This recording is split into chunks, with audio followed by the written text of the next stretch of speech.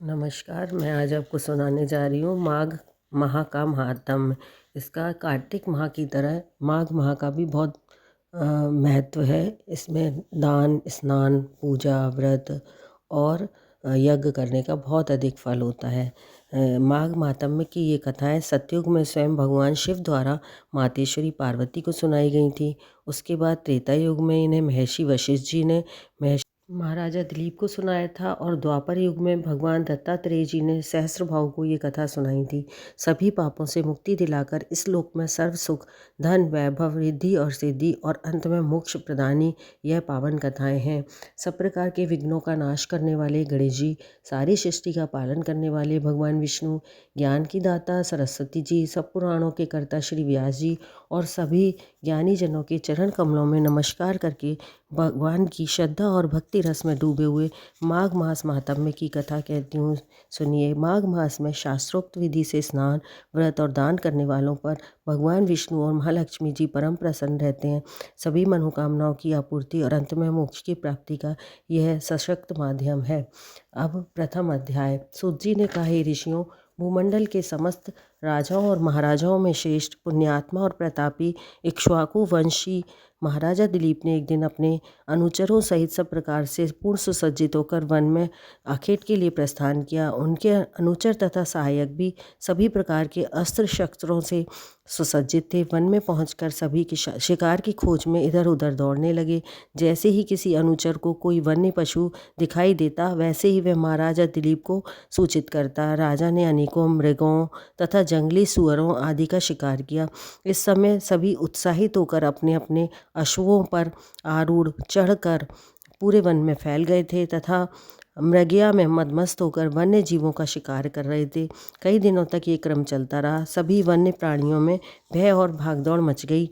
महाराजा अपने अनुचरों सहित शिकार करते और विश्राम करते हुए आगे बढ़ते जा रहे थे। राजा सिंह का शिकार करने को व्याकुल हो रहा था, पर समस्त वन में सिंह अभी तक दिखाई नहीं दे रहा था। इसी समय राजा दिलीप ने देखा कि अत्यंत सुंदर मृग एक झाड़ी में से निकला और विद्युत की गति से बहुत तेज भागते हुए वन में एक ओर भाग के चला गया।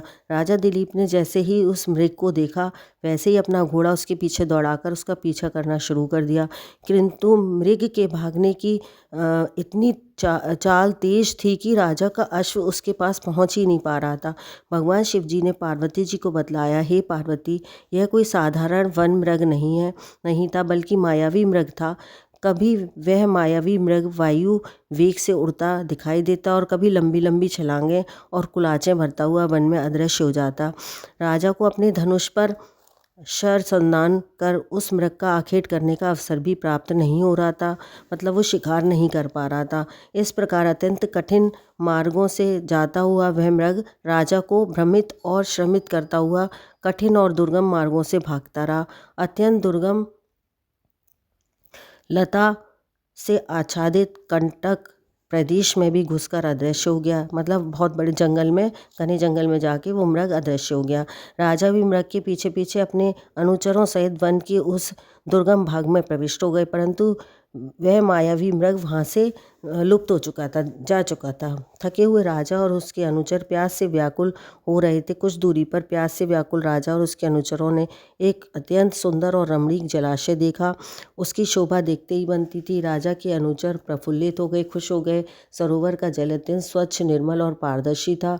जल में मछलियाँ विहार कर रही थीं और मध्य भाग में सुंदर सुंदर कमल खिले थे।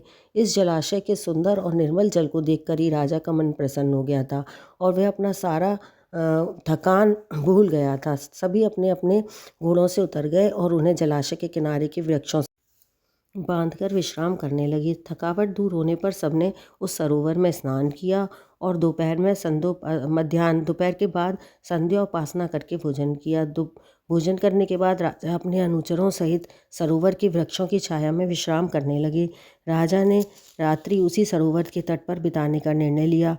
भोजन करने और मशालें जलाने के बाद राजा और कुछ सेवक सो गए और कुछ पहरा देने लगे। रात्रि के द्वितीय पहर में जंगली शूकरों का एक बड़ा सा दल उस सरोवर पर आया। शूकरों ने जल में घुसकर सरोवर के कमलों का जी भरकर भक्षण किया और जल पीकर अपनी भूख और प्यास मिटाई। सरोवर के जल और कमलों से शूकर दल अपनी भूख और प्यास शांत कर लौटने लगा। तभी उन पर राजा ने शिकारी दल तथा सैनिकों ने अचानक तलवारों, भालों और बाणों से भयंकर आक्रमण कर दिया। अनेकों शूकर मारे गए। इससे राजा के अनुचरों, शिकारियों और सैनिकों में प्रसन्नता की लहर दौड़ गई। राजा ने मरे हुए शूकरों को घोड़े पर लदवाया और नगर के लिए चलने को कहा। महाराजा दिलीप दल बल सहित जैसे ही प्रस्थान करने को उद्यत हुए, उन्होंने अपने सामने एक अत्यंत तेजस्वी और दैवी आभा संपन्न तपस्वी को देखा। राजा अश्व से उतरकर आदर सहित ऋषि को शीश नवाकर प्रणाम कर खड़े हो गए। वह तपस्वी और कोई नहीं, महर्षि व्याखानस थे। उन्होंने अपनी उग्र तपस्या तथा व्रतों की दिव्य शक्ति के द्वारा महर्षि पद प्राप्त किया था। महर्षि व्याखानस ने राजा के बहुमूल्य वस्त्र, आभूषणों और सज्जित दल बल को पहले ही देखकर राजा होने का अनुमान लगा लिया था। महर्षि ने गंभीर स्वर में कहा, राजन, इस पवित्र और संपूर्ण व्रत युक्त माह में आप इन वन्य प्राणियों का संहार कर रहे हैं और यह बड़े ही दुख की बात है। यदि आप जैसे शिष्ट राजा भी मांस, मदिरा और मृगया में लिप्त रहेंगे तो संसार का क्या होगा? साथ ही आपको स्वर्ग की प्राप्ति कैसे होगी?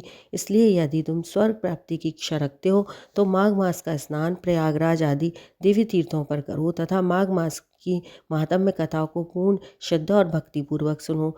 हे राजन, इससे निश्चित रूप से आपका कल्याण होगा और आपका उद्धार होकर आपको स्वर्ग की प्राप्ति होगी। इति श्री प्रथम अध्याय समाप्त। माघ मास महात्म्य की जय।